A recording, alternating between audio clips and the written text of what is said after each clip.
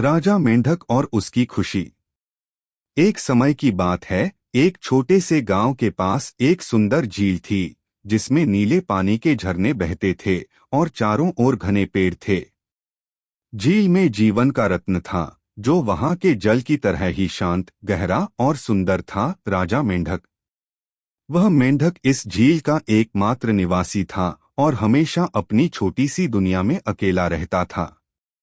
अगर आप अपनी माँ से प्यार करते हो तो जय माता दी कमेंट करें। बहुत ही जल्द आपकी एक अधूरी कामना पूरी होगी। चैनल को सब्सक्राइब करो, लाइक करो, शेयर करो अपने दोस्तों के साथ और best moral stories in Hindi comment करो। अब आगे सुने। राजा मेंढक का नाम था मित्रेश। वह था तो बहुत प्यारा और समझदार, लेकिन झील में अकेला रहने के कारण उसके दिल में एक खालीपन था। उसकी दुनिया सीमित थी। हर दिन वह पानी में तैरता, किनारों पर उछलता और कभी-कभी सूरज की रोशनी में आराम करता। लेकिन दिल में एक सवाल था, क्या यही जीवन का उद्देश्य है?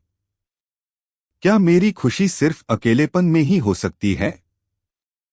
मित्रेश ने कभी इस प्रश्न का उत्तर नहीं पाया, क्योंकि उसकी पूरी दुनिया सिर्फ उस छोटी सी झील तक ही सीमित थी।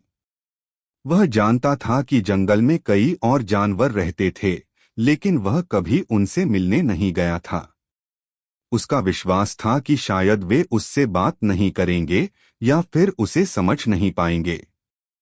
एक दिन जब मित्रेश जल में तैर रहा था, उसे एक विचित्र आवाज सुनाई दी। आवाज एक गिलहरी की थी, जो झील के पास आई थी और बड़ी तेजी से दौड़ते हुए पेड़ों के बीच से कूद रही थी। गिलहरी की हंसी की आवाज बहुत मजेदार थी और मित्रेश को उसे सुनकर कुछ अच्छा सा महसूस हुआ। तुम कौन हो? मित्रेश ने डरते डरते पूछा, क्योंकि वह बहुत कम जानवरों से मिला था। गिलहरी ने हंसते हुए कहा, मैं तुम्हें कभी नहीं देखी। तुम्हारा नाम क्या है? मित्रेश थोड़ी झिझक के साथ बोला, मेरा नाम मित्रेश है।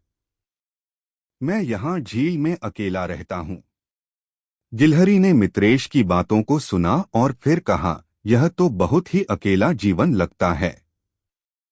तुम कभी हमारे साथ जंगल में क्यों नहीं आते? मित्रेश को थोड़ा अजीब लगा, लेकिन उसने सोचा, क्यों न इस नए अनुभव को आजमाया जाए। फिर अगले ही दिन मित्रेश ने गिलहरी के साथ जंगल की ओर कदम बढ़ाए।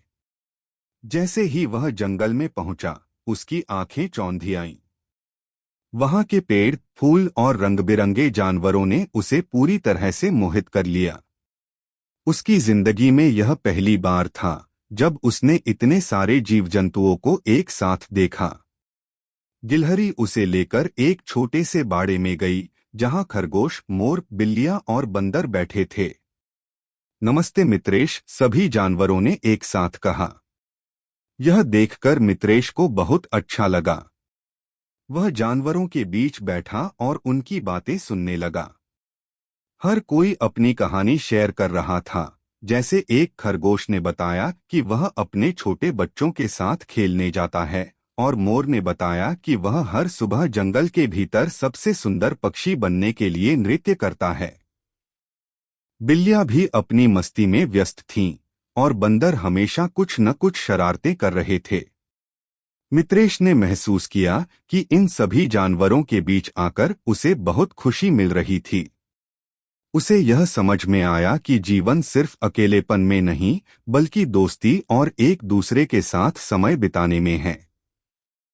दिन बीतते गए और मित्रेश ने देखा कि जंगल के जानवरों के साथ रहने से उसका जीवन कितने रंगीन हो गया था। एक दिन जंगल में एक बड़ी बारिश आई और सभी जानवर अपने अपने घरों में छिप गए।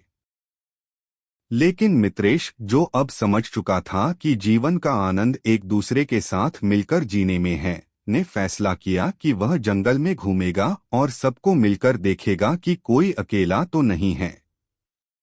उस दिन मित्रेश ने देखा कि बहुत सारे जानवरों ने बारिश से बचने के लिए अपनी जानकारियों का आदान प्रदान किया और एक दूसरे को सहारा दिया। उसने महसूस किया कि इस तरह के मुश्किल समय में दोस्ती और मिलजुल कर जीने की शक्ति कितनी महत्वपूर्ण होती है। मित्रेश ने यह भी देखा कि कुछ जानवरों को अपनी जड़ें और रिश्तों में बहुत गर्व था। जैसे मोर को अपनी सुंदरता पर और गिलहरी को अपनी फुर्तीली चाल पर गर्व था। लेकिन अब वह समझने लगा कि हर एक के पास अपनी अनोखी विशेषताएं हैं जो उसे खास बनाती हैं। अब मित्रेश का दिल खुशी से भर गया था। वह जानता था कि जंगल में उसके जैसे और भी लोग हैं जिनके साथ उसे समय बिताना चाहिए। उसकी खुशी अब इस बात में थी कि वह अकेला नहीं था। वह जानता था कि सच्ची खुशी तब आती है जब लोग एक दूसरे के साथ होते हैं और मिलकर जीवन की कठिनाइयों का सामना करते हैं। मित्रेश ने जंगल के सभी जानवरों को अपनी झील पर आमंत्रित किया। सभी ने खुशी खुशी उसकी स्वीकार की और झील के किनारे आनंद मनाने के लिए पहुंचे। वे सब मिलकर झील में तैरने, खेल कूद करने और एक दूसरे से बातें करने लगे। इस खुशी भरे पल में मित्रेश ने महसूस किया कि सच में यही जीवन का असली उद्देश्य था, प्रेम, मित्रता और एक दूसरे का साथ। अब मित्रेश का जीवन खुशी से भरा हुआ था। उसने अपने जीवन का सबसे बड़ा खजाना पाया था, दोस्ती और संबंध। प्लीज लाइक करो, सब्सक्राइब करो एंड कमेंट करो। आपको कैसी लगी स्टोरी? धन्यवाद।